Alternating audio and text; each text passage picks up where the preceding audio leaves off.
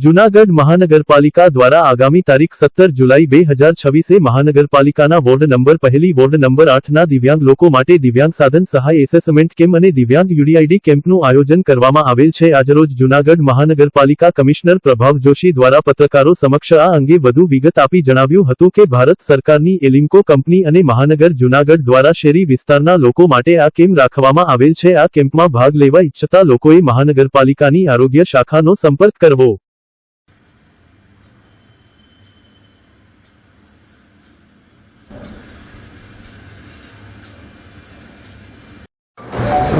नमस्कार।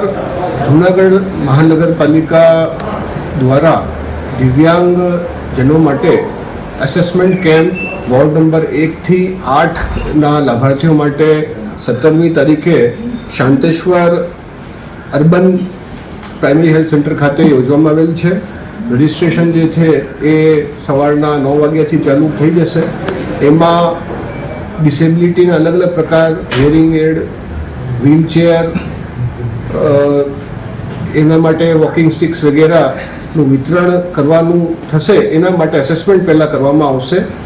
આપ સૌ થકી હું એ જ પ્રાર્થના કરું છું કે જરૂરિયાતમંદ દિવ્યાંગજન જે હોય વોર્ડ નંબર 1 થી 8માં જે નિવાસ કરતા હોય એ શાંતેશ્વર યુપીએચસીમાં પધારી પોતાનું અસેસમેન્ટ કરાવી લે।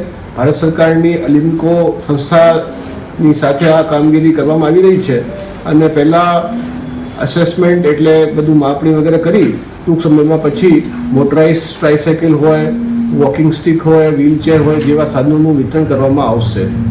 ધન્યવાદ સાહેબ।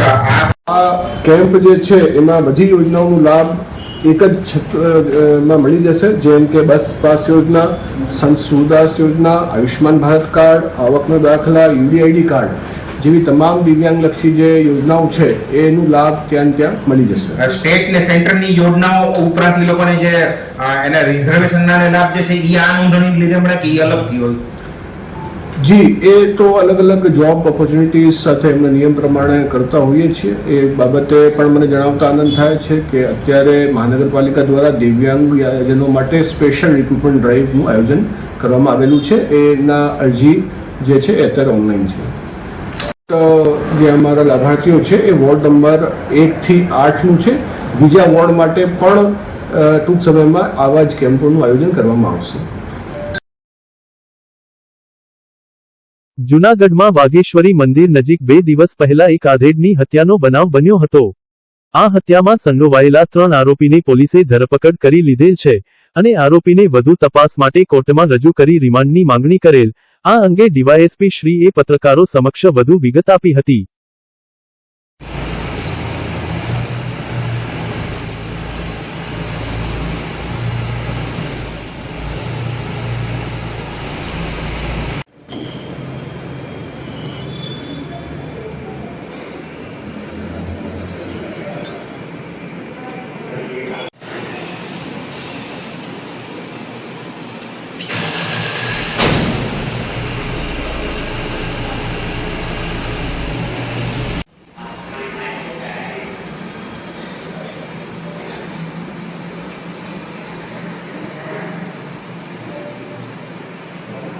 मीडिया ग्रुप में नखाई दो कि ना ना ना हमारा साहब मीडिया ग्रुप में नखाई दो क्राइम क्राइम में देखो नहीं दवा लेવું તો ક્યારે આવશે પછી तो मेडिकल में છે ये उम्र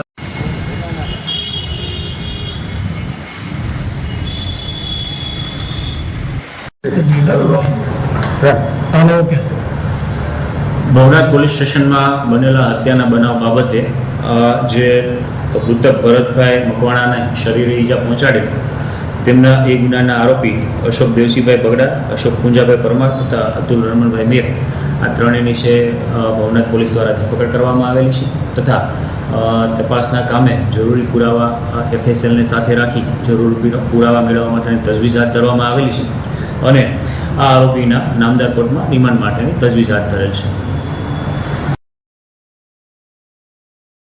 જૂનાગઢ દાતાર વિસ્તારના પ્રોહિબિશન બુટલેગર મુનીર બલોચને દેશી હાથ બનાવટની પિસ્તોલ તથા જીવતા કાર્ટૂન્સ નંગ એકસાથે પકડી પાડતી જૂનાગઢની ક્રાઇમ બ્રાન્ચ।